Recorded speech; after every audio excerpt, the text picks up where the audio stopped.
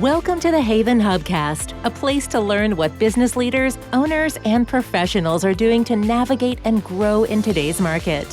Hear from industry experts on everything from marketing, leadership, financing, and more. Brought to you by Haven, a co-working space where you can connect, create, and get stuff done.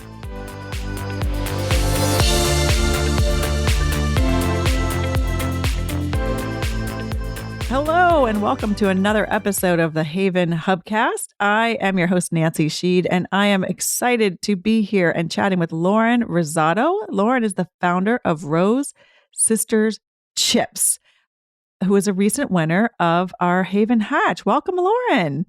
Hi, Nancy. It's great to be here. As I just said, Lauren, you and I have come together because you just went through the most recent Haven Hatch, which is what we like to call sort of a nice Shark Tank sort of pitching contest of women-founded businesses. And your business, Rose Sisters Chips, I don't know why I have such a hard time saying that quickly, but Rose Sisters Chips, the winner of that competition. So I'd love to learn a little bit more and share with our listeners more about your business and you and sort of what life looks like in starting, founding, and growing a business. Sure.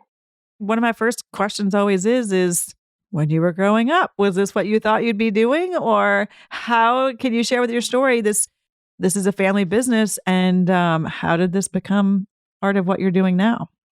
Sure. Yeah. Well, when I was growing up, I didn't think I would be a business owner, but I was very creative and liked to make things and create things and organize things. So I can see myself here now. Rose Sisters Chips is a family business that was started in 2018 by myself and my partner, Jonathan. We are co-founders. And it's a family recipe from Jonathan's grandmother, who was from Poland. And she made this wonderful seasoning spread that she used to put on Polish bread. And then her girls were born and raised in Brooklyn, New York, and they moved it from bread to a tortilla and baked it. So we make a seasonal gourmet baked tortilla. And we make the whole round tortilla. So it's a 9-inch round flour tortilla. You get 3 in a bag and you break them yourself. And you can eat them plain, or you can dip them with salsa or hummus, or you could use them as crackers or flatbreads. So they're really versatile and they are delicious. I know. I wish you could say, we'll put the links in the bottom, but I was doing my research and there's a whole one of your Instagram posts is literally just hearing the crack of the chips, right? So you're not getting a bag of chips. You're getting 3 big chips. It's kind of a make your own chips experience. So I've ordered them. I can't wait for them to arrive. And Lauren, you said 2018, but I know, and we talked earlier, you've also got a full-time gig, and this for you right now is a side hustle. Your partner, though, is doing this full-time. At what point, and for people listening who maybe either have this idea or they're thinking about, oh, I might want to launch, or we have a family business idea, or I'm thinking about it, what were the catalyst or the checklist or the sort of points what was the tipping point to which this kind of came to fruition in 2018 for you all? I'd say the tipping point was that Jonathan and I were both ready for something new. But like you said, I do have a full-time day job, so we weren't financially able to both jump into a new business. So we decided that I'd keep the day job, and I'm lucky that I have a 4-day work week. So I have Fridays that are one of our production days, which I spend all day on the floor of the kitchen, and I do the bookkeeping and the staff management and a lot of the stuff that can be done remotely. And I would say, if you're starting a business, you really have to look at what your needs are, what the business needs are, and then what your needs are, and how could you meet them. And it may not be diving in all at once. It may be dipping your toe in and doing a little bit and then building. And so my goal is that eventually I will be full-time in the family business. And I think that's coming up soon within this next year, because we are showing some great growth. Nice. That triggered a question for me, what does your business need, but also what do you need? And I would even extend that question to you and your partner. How did you decide also who was doing what? I mean, and you see and live with this person on a regular basis, right. That's a whole nother piece of a family business, that it truly is a family business when you're both the founders. Was that a natural, no brainer? I do this, you do this? Was it we need to establish clear boundaries? What did that look like? Or is that still evolving? Well, I think it was it's evolving because the business needs change. But we came at this a little bit later than life. So Jonathan and I each had careers. This would be our second career, we would say. Mm. And so we both have really great business skills that were different and complementary. So, and I had started businesses before. He had done consulting in the past. So he has a more forward facing business development kind of scope. I had the operational side and the day to day project management skills. So it kind of naturally fell that I'm doing what I'm doing and he's doing what he's doing. So I would say to folks, look at your skills, look at the needs of how to run a business, and then see where your gaps are and see where you're complementary. It's worked out well for Jonathan and I to divide them and to do different roles, but we do come together. You know, when we demo, when we're out at trade shows and things like that, we're always together. Right. And I also want to touch on, in terms of, you decided to do this and go full in, but going full in still means you had a lot to learn, right? Can you walk us through that experience, right? Like your test audience to you now own a plant. I mean, I think again, to some people, they're like, oh, they must have known they needed a plant, so they went and got the plant, right? Like, I think I love your story that you kind of went all in, but with a lot of room to grow and learn. Yeah. So we both are of the mindset that we know what we don't know, and we rely on other people's expertise. And so we're knowledge seekers. And when we first decided to do a food business, we knew how to make the recipe, but we didn't know how to run a food company. And so we took a class, and then we networked and we met and we asked people for meetings to help us understand. And we started the way most do, with a co-packer, which is a company that would make food for you, that follows all the food protocols and guidelines and has all the certifications. And you learn from them. And that's exactly what we did. We set up a little bakery in a co-packer, and we learned from them. And what we learned also is what we felt we might be able to do better, because we saw some gaps in how they were doing things. And we didn't have control to say, can you do it this way? So that's what made us look for our own space to say, I think we could do this. And again, we took classes and became educated, and we networked with people who knew the business. And we're still doing that. It's never ending. Of course. And again, in the food industry business, is that a natural progression? I mean, is that typically what happens, or do some people stay? This is me being really curious about food, but do some people actually stay with a co-packing relationship through the life of their product? Or some people only stay with co-packers their entire business life. Yeah, it works well for them. Others, when you start a food business, you may start cooking out of your own home. You're called a cottage industry. You could only sell certain ways. You can't sell in retail stores or things like that. So you have to move to a co-packer in order to go out into the distribution world in retail stores. We just felt we would have better quality control of the product output. We found great variation in the product quality using a co-packer, no matter how much we tried to exert influence on them. And we realized, okay, this isn't the best solution for us. It was a good solution to get us started. Now we're ready for the next step. Nice. And so 2018 means that this little COVID pandemic thing has happened since you launched. Yeah. And we've all had to learn a lot of new things. How did that impact your launch, or how did that impact your business planning or your strategy? Did it set you back 100%? I mean, I might be asking extra personal questions, but what was the impact of COVID and the pandemic in terms of your launch and your growth strategy? When COVID hit, we had just built out our kitchen in Bridgeport, and we had 1 month of production. We had to shut down because we didn't know what to do, just like everyone else really didn't know what to do in that first few months. And then we realized that we got to hire staff again, and we have to cook, and we need to produce, and we need to sell. But everything was upside down in COVID, especially for the food industry, because you could not sample, you could not feed people your food. So we had to become, and we still are, and will always continue to be, very innovative. And I think our lesson learned from COVID is that everything we learned in our business school degree is out the window. And you really have to be resilient, able to manage change, because every day we would get up and say, what will today bring? It's going to bring 10 to 50 to 100 new things that we're going to have to deal with. And then you have to just roll with it. And so when we couldn't sample food, we asked some food associations, can we email your membership networks and can we offer your members free food, free samples? And that's how we got some new distributors in the years 2020 and 2021. I mean, we never would have had any movement if we didn't think out of the box. Nice. I was just thinking, so where you could have just had either a stop, a pause, a plateau, you just kept looking for ways over it, under it, around it, when you couldn't necessarily go through it. I love that example. So you've launched, hopefully we've learned, things are moving forward. Tell me, I know we met through Haven, I want to talk about that shortly, but are you marking your business journey in terms of certain stages? Are you in growth stage? Are you constantly in growth stage? I'm just curious sort of how if somebody else is learning or watching, how you benchmark where you are. Like, are you now in a growing? Are you in an investing? Are you we're just still perfecting the manufacturing? We've perfected the manufacturing. We need to automate. That's the next step of perfecting the manufacturing. So we are in investment mode to raise capital for automation. And we are looking to increase the product line. So we added one additional flavor in 2021, and we're ready to launch another flavor.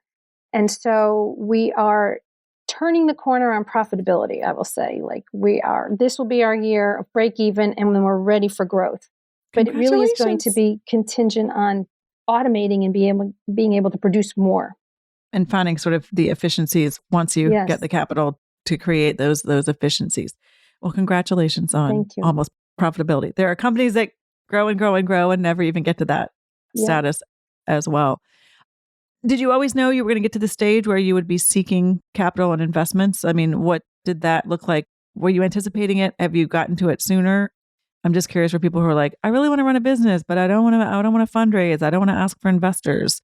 How are you coming into that process? Well, very early on, we understood that the food industry is expensive. I mean, it is not an inexpensive industry to grow in. You have to be able to scale, and you have to be able to have large sums of money.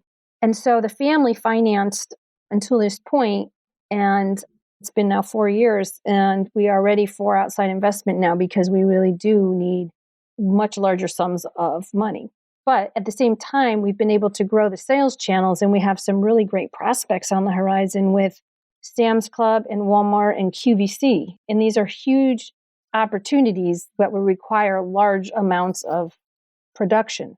So we need to do this. It's not a question. I've learned that there are literally like people who specialize in consulting on how to get to QVC. So congratulations. Like I understand that as a whole like science and business in and of itself, which would have never occurred to me, but I guess it makes total sense. And in the fundraising world or in the investment raising world, you've got to put together the pitch deck. It sounds like you've been very successful in helping build the story of your business and success in your business. Are there people who specialize in investing in food products and businesses, or have you had to find those people? Who's been with you on this journey, kind of getting to this next stage? Yeah, so this has been a journey, and it continues to be, and we call this our full-time job. And it's new to me. Jonathan had a little bit of background in it, but it's about pitching your deck to investors, and COVID has even impacted that. So you get 10 minutes in the PowerPoint presentation on a Zoom call with 50 angel investors, and maybe it'll happen, maybe it won't. So for us, we've been doing this now for a year, and now we're going back face to face with some angel groups. So we are pitching next week in Philadelphia to the Philadelphia Angel Venture Fair group. Haven was one, and it's continuous, and it is a lot of time, but we don't know any other way to do it. Yeah. And they want to talk to the people who are, you can't farm this out to anybody else when it's your baby. Right. That's totally it. Well, you talked about Haven. So I always like to say, I love to hear how you've impacted Haven and Haven has impacted you. You said, I think I asked, and Haven wasn't on your radar screen. Even though you're a Connecticut-based company, it hadn't quite been on your radar screen, but you learned about it from some of your advisors and mentors. Can you talk through, and again, also just if you can, like, I think other people, especially in Connecticut, would be interested to hear who are advisors and mentors around for people like you launching businesses? Yeah, so we attended a few networking events that were partly state-run and partly privately organized. And one was through Connecticut Next, which is, I believe, under the Connecticut Economic Development Council. Right. And, just by going to these events and just meeting people and talking, we got the interest of two gentlemen with Connecticut Next who came to our facility, sat with us, brought in other resources for us, and are networking us out now into the state. And then one of them was the connection to Haven. And his name is Steve, and he encouraged us to apply to Haven, which I did. And I have to say, it's been an amazing experience. For the Hatch program. So yeah, you and is it 4 or 5 other companies? Similar to your angel investing pitches, right? Like I'm not sure I've ever actually explained on the Hubcast what the Hatch does, but what do you get? 5 or 6 slides? You get 3 minutes to pitch, which I have to say for the other angel groups we pitched to, it was a 10-minute pitch and then a 5-minute Q&A. For Haven, it's a 3-minute pitch. The timer which goes. Makes it even harder. It's so hard to get your information in a concise format to investors. But there was, like I had said, or I had mentioned previously, that we had a lot of help in this. Haven provided us with great advisors to help us with the look of the deck, of what the content of the deck was, of how we present, of what we're talking about. So that help was wonderful. I love that. And it's a bit, like I said, we call it the nice Shark Tank. There aren't really losers as much as, it's some people actually get to be the winners, but it doesn't, everybody else along the way gets experience with, as you said, learning how to pitch. They get the exposure, they get the visibility, they get great data and feedback on their company and their deck to go back and hone and perfect their skills. And then we meet each other. So I will tell you that, we continue to have relationship with the other companies that pitched.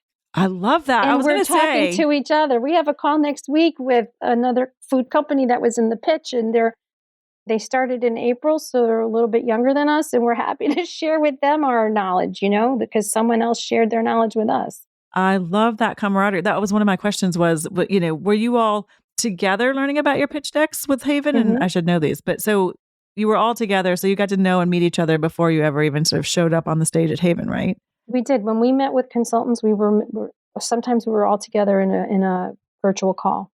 I love that. So Lauren, what's next for you? What's next for Rose Sisters Chips? You're raising money. What's on the horizon, as you're in growth mode? We are in growth mode. We are raising money, but we're also looking for board members and advisors. So we've been networking into people with expertise in the food industry and in investment.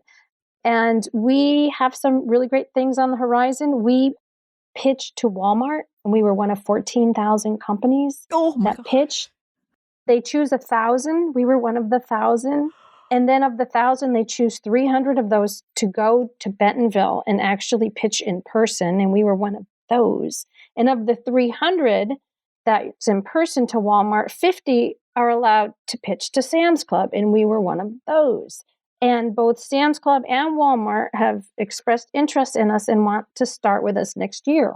I have goosebumps and butterflies all at the same time for you. And then at the same time, over the summer, QVC. So you were talking about QVC and the strategies about approaching QVC. When they found us, and they knocked on our door. I don't know how, where they found us. I have but goosebumps. They did. I have goosebumps. Oh my gosh! That is so exciting. Okay, but you got to get the investors in. You've got to get some money to be able to produce at that scale. Yeah. So, and it's helping. I have to say, we're getting conversations now because we have these potential opportunities. So food distribution is so tricky. That's amazing. Well, congratulations. So you're looking for investors, you're looking for board advisors, you're always looking for more distribution options, even though you've got some amazing ones. For people who want to connect with you and Rose Sisters Chips and learn more, or even buy some chips for sampling, what's the best way to find you or connect with you, Lauren?